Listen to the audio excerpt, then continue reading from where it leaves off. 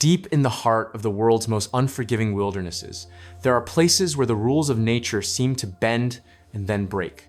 Tonight, we journey from the suffocating humidity of the Amazon to the frozen peaks of the Himalayas, following 3 veteran outdoorsmen who thought they knew every predator in the woods.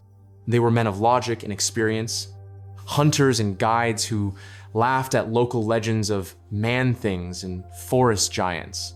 But as the sun dipped below the horizon and the chatter of the wild went deathly silent, they realized too late that they weren't alone.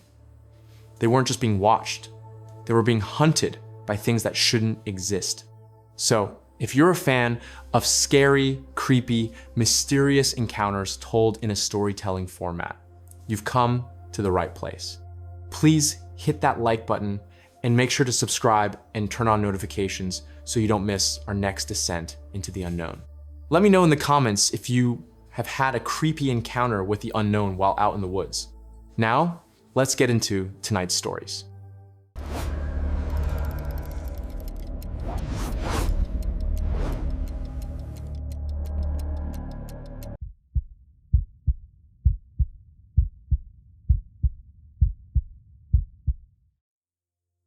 On the humid evening of November 12th, 1982, a 42-year-old tracker named Marcus Thorne was navigating a dense stretch of jungle in the Amazon basin. In his pack, he carried a heavy-duty flashlight and a long hunting knife.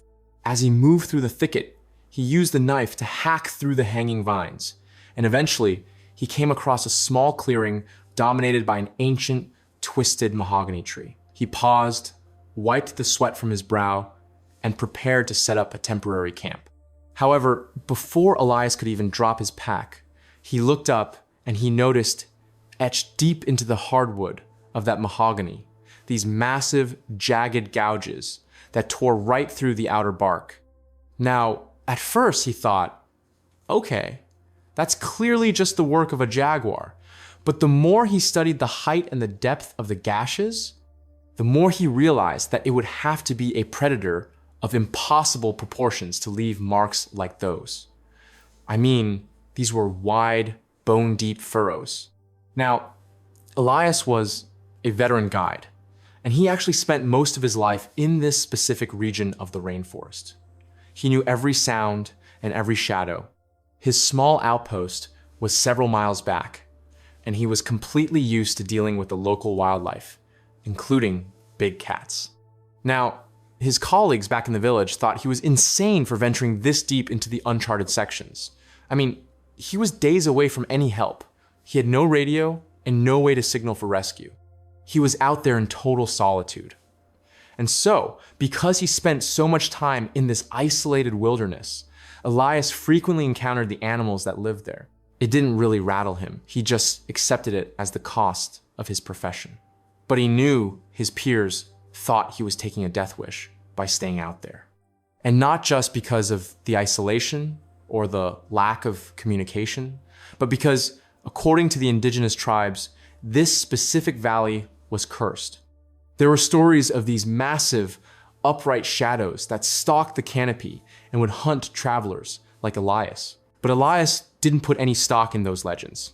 He looked back at those marks and told himself, this is just a territorial cat. It's not some mythical monster that doesn't exist. And so Marcus ignored his gut and began gathering wood for a fire. And right as he snapped a thick branch over his knee, creating a sharp, echoing crack, at the exact same moment, right behind his shoulder, he heard this low, wet sniffing sound, like a massive pair of lungs was inhaling right against his neck. And so Marcus, he spun around and shone his light, but there was nothing there. The jungle was a wall of green and shadow. It was just trees and ferns. And so Marcus started questioning himself. He wondered, did I actually hear that? Could it have been the echo of the wood snapping or maybe the wind through the leaves? He thought he might be psyching himself out because those claw marks were fresh in his mind. He convinced himself it was all in his head, that he was safe and alone. So, Marcus got back to work. For the next hour, he didn't hear a peep. He built his fire, set up his bedroll, and then headed to a nearby stream just 20 yards away to fetch some water. When he got back to his camp, he realized he was starving. The sun had dipped below the horizon, and the jungle was turning into a void of blackness. Typically, Elias would sit by the fire and enjoy the peace of the night. Tonight was no different. He opened a tin of rations and sat on a log right next to his fire. He leaned back, waiting for the water to boil, just listening to the environment. And as Elias sat there trying to relax, he suddenly realized that the cicadas had stopped. The constant hum of the insects had gone completely dead. And then as he peered into the dark woods, he realized the entire jungle had fallen silent. There was no rustling, no birds, nothing. The only sound was the crackling of his fire. And Elias knew that the only time the jungle went silent like that was when an apex predator was moving through. Right away, his mind went back to those deep gouges in the mahogany and that heavy breathing he thought he'd imagined. He's thinking, the jaguar is here. Elias scanned the perimeter of the firelight, trying to catch a glint of eyes, but he saw nothing. It was just a wall of black. Feeling a chill that had nothing to do with the weather, Elias decided he should move his gear closer to the tree, which he could climb if he had to. He stood up and reached for his pack, but then he remembered his tin of food was still sitting on the log by the fire. He turned back, eyes darting toward the shadows, and everything was still silent. He moved quickly, reaching down to grab his meal, when something incredibly heavy slammed into his shoulders, throwing him flat onto his face. Before he could even gasp, he felt a massive, leathery hand with thick, blunt claws press his head into the dirt. Elias started fighting for his life, kicking and rolling. He managed to break the grip and scramble toward his hunting knife, which was stuck in a log near the fire. He grabbed the handle and spun around, ready to drive it into the chest of a jaguar. But the second he saw the attacker, he realized it wasn't a cat. Instinct took over, and he knew his only chance was to climb. He lunged for the mahogany tree and started pulling himself up the low-hanging branches. As he was climbing, he could hear the sound of this heavy weight rushing the trunk behind him. Then he felt a searing pain as something hooked into his calf and yanked. Even though he was badly hurt, the adrenaline was surging, and he kicked free and hauled himself 20 feet up into the safety of the higher limbs. He turned around, knife gripped in his shaking hand, expecting the creature to follow. But when he looked down, the clearing was empty. The jungle was silent again. As he sat there in the fork of the tree, scanning the ground, he reached down to feel his leg. His boot was filled with blood, and a large chunk of his calf muscle was simply gone. Elias stayed in that tree all night, his eyes wide, watching for any movement, but the creature never showed itself again. When dawn finally broke, the jungle noise returned, as if nothing had happened. Elias, weak from blood loss and shock, knew he had to move or he would die there. He slid down the tree and limped for hours until he reached a small river settlement. The locals saw him stumbling out of the brush and immediately rushed him to a clinic. Once he was patched up and stable, the local authorities came to take a statement. Elias told them everything: the marks on the tree, the silence, and the attack.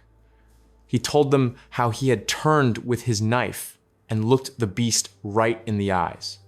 He said it was huge, covered in matted gray hair like an ape, but it didn't have an animal's face. It had the face of an old man. The officer writing the report stopped mid-sentence. He told Elias that he must have been hallucinating from the pain, that there are no apes with human faces in the Amazon. But Elias, a man who had lived his whole life in the wild, insisted, "I know what I saw. It wasn't a monkey, and it wasn't a cat. It was a man thing."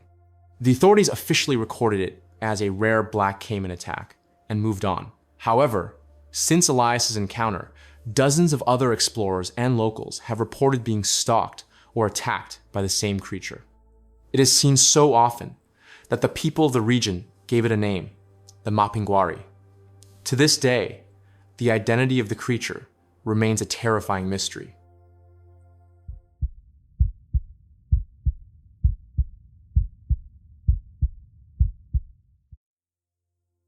On a crisp, late afternoon in October of 1991, a 31-year-old hiker named Marcus Thorne was trekking through a remote section of the Gifford Pinchot National Forest in Washington state. In his hand, he carried a heavy walking stick, and strapped to his belt was a rugged camping knife. And as he hiked, he used the stick to test the stability of the muddy trail, and eventually, he reached this overlook that gave him a view of a deep, wooded ravine. He leaned his stick against a rock, took a drink of water, and prepared to take a few photos. However, before Marcus could even pull his camera out, he looked down at the soft earth near the ledge, and he noticed these incredibly large, bipedal footprints pressed deep into the mud. Now, at first he thought, oh, that's just a prank, someone wearing oversized boots. But the more he looked at them, the more he realized that whoever made these tracks would have to be hundreds of pounds heavier than a normal man to sink that deep into the packed clay. I mean, these were wide, 5-toed prints with a massive stride. Now, Marcus was an experienced outdoorsman, and he actually spent every weekend in this part of the wilderness. He knew these trails like the back of his hand. He was used to seeing elk, cougars, and the occasional black bear. Now, his friends back in the city thought he was a bit eccentric for spending all his time out here. I mean, he'd go days without seeing another human soul. He didn't carry a GPS or a cell phone, which were rare back then anyway. He just liked the solitude. And so, by virtue of being out in the elements, so often, Marcus frequently saw things that would scare most people, like a grizzly at a distance. And it didn't really bother him. He figured he knew how to handle himself, but he knew his family thought he was taking a huge risk by being so isolated. And not just because of the terrain or the lack of help, but because in this specific part of the Pacific Northwest, there were stories of the forest giants that supposedly lived in the high ridges and would watch people from the tree line. But Marcus didn't believe in any of those tall tales. He looked at those footprints and told himself, this is just a bear that happened to step in a weird way. It's not some legendary monster that's never been caught. And so Marcus just shrugged it off and continued down into the ravine to find a spot to camp for the night. And right as he reached the bottom and began clearing a space for his tent, making a fair amount of noise, at the exact same moment, from the ridge right above him, he heard this deafening, high-pitched whistle, followed by a series of heavy wood knocks, like someone was slamming a log against a tree with incredible force. And so Marcus, he dropped his gear and looked up the slope, but there was nothing there. It was just the swaying evergreen trees and the shadows of the setting sun.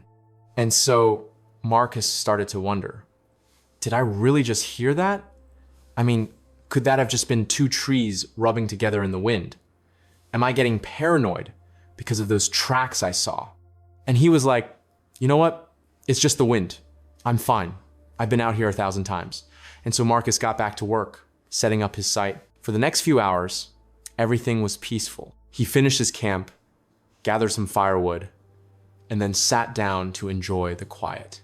By now, it was pitch black outside and the air had turned cold.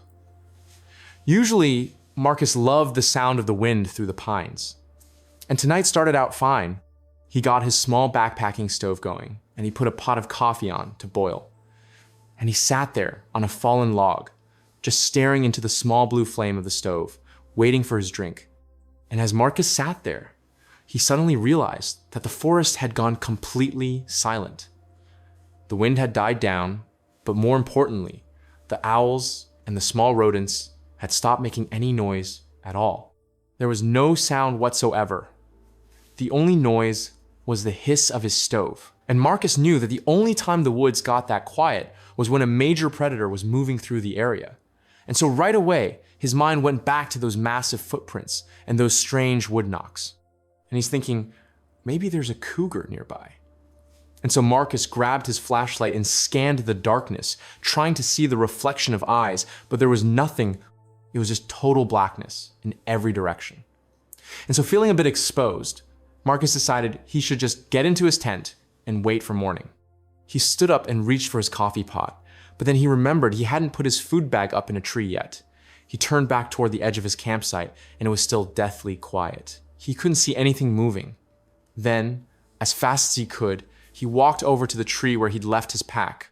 He was reaching for the straps when a large rock, about the size of a grapefruit, flew out of the darkness and smashed into the tree trunk just inches from his head. Before he could even process what happened, he heard a heavy thudding sound of something massive running through the brush toward him. And then he felt a powerful blow to his shoulder that sent him spinning to the ground. He scrambled to his feet, fumbling for his knife, and he swung his flashlight toward the source of the noise. But the second the light hit the figure, he realized it wasn't a bear. And instinctively, he knew he couldn't fight this thing. He turned and began sprinting back toward the steep trail he'd come down earlier. And as he was gasping for air, he could hear the sound of branches snapping and heavy footfalls right on his heels. And then he felt another impact, this time on his lower back, throwing him forward into the dirt. Even though he was bruised and his heart was racing, the adrenaline took over. He scrambled up the rocks, climbing with his hands and feet, and he made it to a high, narrow ledge that was tucked into a rock face. He huddled back against the stone, holding his knife out, waiting for the thing to climb up after him. But when he looked down, the woods were still. The creature was gone. And so, as he's sitting there shivering, waiting for the sun to come up, he reached back to feel his shoulder where he'd been hit. And he realized his jacket had been shredded. There were 3 long, deep gashes in the heavy canvas. Marcus stayed on that ledge until the sun was high in the sky. When he finally felt safe enough to move, he didn't even go back for his gear. He ran all the way back to his truck and drove straight to the nearest ranger station. When he got there, he was covered in mud and blood. The rangers took him inside and started asking what happened. And Marcus told them the whole story: the tracks, the wood knocks, the rock throwing, and the attack. He told them that when he finally caught a glimpse of it in his flashlight, the thing was nearly 8 feet tall. It was covered in thick, dark reddish hair. It looked exactly like a massive muscular primate, except for its eyes. He said they didn't glow like an animal's. They looked intelligent, almost human, but filled with rage. Now, the ranger was taking notes at first, but when Marcus started describing the face and the height, the ranger just closed his notebook. He told Marcus, "Look, you probably just walked between a mother bear and her cubs. That's what happens when you're out alone." But Marcus, who had lived in those woods his whole life, looked the ranger in the eye and said, "I know what a bear looks like. This thing stood on 2 legs and threw a rock at me like a man. That was no bear." But the authorities just marked it down as a standard animal encounter, and the report was filed away. However, despite the official explanation, there have been dozens of similar reports from that exact same ridge over the last 30 years. Hikers and hunters continue to report hearing those strange wood knocks and seeing those massive 5-toed tracks. Locals call the creature Sabe, or Bigfoot, and to this day, it remains one of the most famous mysteries of the American wilderness.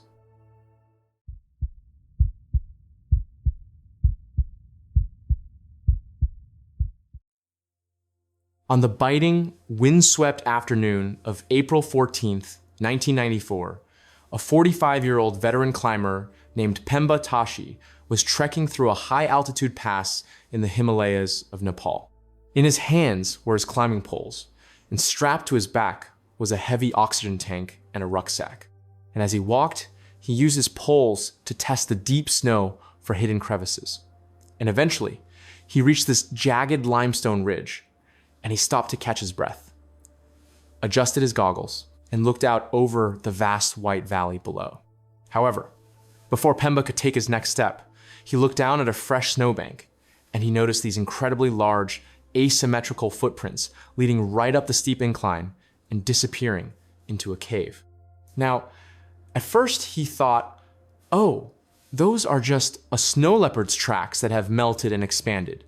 But the more he looked at them, the more he realized that a leopard doesn't walk upright on 2 legs for half a mile. I mean, these were wide, heavy prints with a distinct heel and 5 rounded toes.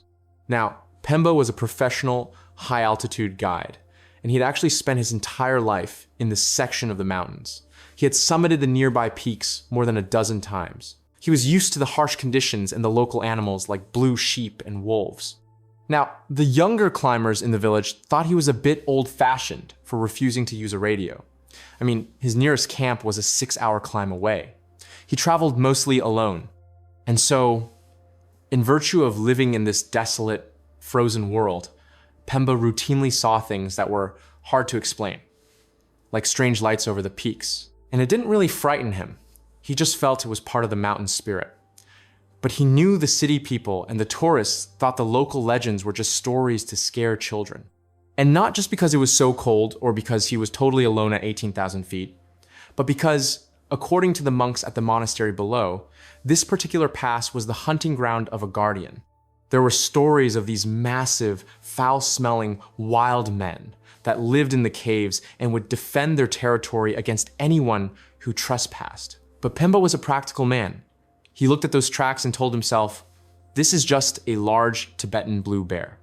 It's not some ancient spirit or a Yeti that isn't supposed to exist. And so Pemba just kept moving toward his designated campsite. And right as he reached a small plateau and dropped his pack, creating a dull thud in the snow, at the exact same moment, from the rocks directly above him, he heard this piercing, whistling scream like a human scream, mixed with the howl of a wolf. And so Pemba, he whipped around and looked up, but there was nothing there. It was just the white snow and the gray rocks everywhere he looked. It was just silence, nothing else. And so Pemba began to think to himself, did I even hear that? I mean, could I really have just been hearing the wind whistling through the narrow gaps in the rocks? Am I just tired from the altitude? And he was like, you know what? It's the thin air. I didn't hear anything. I'm the only one up here. I'm fine. And so Pemba just got back to work, setting up his small mountain tent. For the next few hours, he didn't see or hear anything strange. He just melted some snow for tea and prepared a sleeping bag. Then finally, when the sun had dipped behind the peaks and it was getting dark, the temperature plummeted. Typically, Pemba would hunker down inside his tent to stay warm. And tonight was no exception. So he lit his small kerosene stove, put his pot on to boil, and then he sat there in the entrance of his tent, watching the stars come out, waiting for his water to be ready. And as Pemba just sat there shivering, he suddenly realized that the wind had completely stopped. It was a dead calm, which was rare at that altitude. And then as he looked out at the moonlit snow, he realized the mountain was actually silent. I mean, there was no sound of shifting ice or falling rocks. The only noise was the low hiss of his stove. And Pemba knew that the only time the mountain got this quiet was when something was watching you. And so right away, Pemba thought back to those massive prints in the snow and that screaming whistle he wasn't sure if he heard. And he's thinking, maybe the bear is stalking me. And so Pemba scanned the rocks, trying to see any silhouette, but there was nothing. It was just a frozen world in all directions. And so feeling really uneasy, Pemba decided he should zip up the tent and try to sleep. He was about to pull the zipper shut when he realized he had left his walking poles leaning against a rock about 10 feet away. And so he stepped out into the freezing air, and it's still totally silent. He can't see any movement. Then, as quick as he could, he stepped over to the rock. He reached for the poles, and he was about to turn back when a massive, heavy object hit him in the side, knocking him several feet across the ice. And then before he could even cry out, he looked up, and he saw this huge, shaggy arm covered in thick, pale fur reaching out from behind the rock, grabbing at his legs. Immediately, Pemba began kicking, trying to get away. He managed to scramble backward, and his ice axe was hanging from his belt. He fumbles with the loop, grabs the axe, and wheels around to strike at the predator to save himself. But the second he saw the creature's face, he realized it wasn't a bear. And instinctively, he knew he had to get to the higher ground of the ridge. He turned and began sprinting, or trying to run in the deep snow towards the steep limestone wall behind his tent. And as he was gasping for oxygen, he could hear the sound of this thing leaping across the rocks behind him. and then he felt a crushing blow to his shoulder. And even though he felt his collarbone snap, the adrenaline was like fire. He kept clawing up the rocks, and he managed to wedge himself into a narrow vertical chimney in the cliff where nothing large could reach him. He turned around, holding his ice axe out, ready to fight for his life. But when he looked out, the creature was just gone. The plateau was empty, and the silence had returned. As he was sitting there, clutching his broken shoulder and gasping for breath, he looked down at his arm, and he realized the creature hadn't just hit him. It had bitten through his thick down parka and left deep puncture marks in his skin. Pemba remained wedged in that rock chimney all night, fighting to stay awake so he wouldn't freeze to death, constantly looking for the white shape to return. But it didn't. Finally, in the morning, when the sun hit the peaks, Pemba climbed down, delirious from the cold and the pain. He knew he had to get to the lower monastery for help. He hiked for nearly 8 hours, trailing blood in the snow until he reached the gates of the temple. When the monks saw the state Pemba was in, they didn't ask questions. They took him in, warmed him, and sent for a doctor. After Pemba was treated and could finally speak, the local authorities came to ask about the animal attack. And Pemba told them the story about the tracks, the whistling scream, and the white beast on the plateau. He said when he turned with his axe, he got a clear look at it in the moonlight. He said it was 7 feet tall, covered in white gray hair, and had massive hands. But he said it wasn't an animal's face.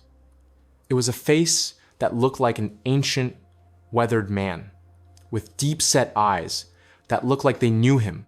Now, the official taking the report just shook his head. He told Pemba, "You had hypoxia. You were seeing things because of the lack of oxygen.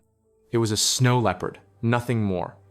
But Pemba, who had spent 40 years on those peaks, just looked at his scarred shoulder and said, "I know what a leopard is. A leopard does not walk like a man. That thing was a Migoi." The government officially closed the case as a bear attack. But since 1994, dozens of other climbers in that specific pass have reported seeing a tall, white figure watching them from the high ridges.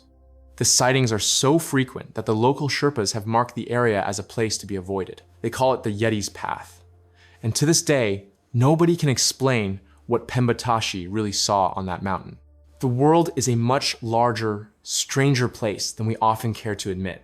Whether it's the humid thickets of the Amazon, the shadowed ravines of the Pacific Northwest, or the frozen silence of the Himalayas, one thing remains constant. When the wild goes quiet, it's time to start looking over your shoulder.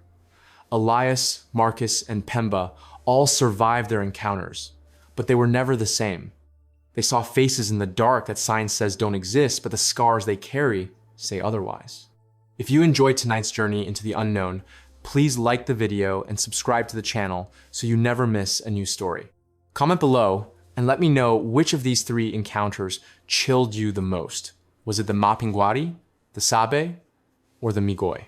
And finally, if you have your own creepy encounter, a story from the woods, or a mystery you just can't explain, I want to hear it. You can send your personal accounts to mycreepyencounter@gmail.com. Your story might just be the focus of our next video. Until next time, stay safe out there, and remember, if the jungle goes silent, don't wait around to find out why. Thanks for watching.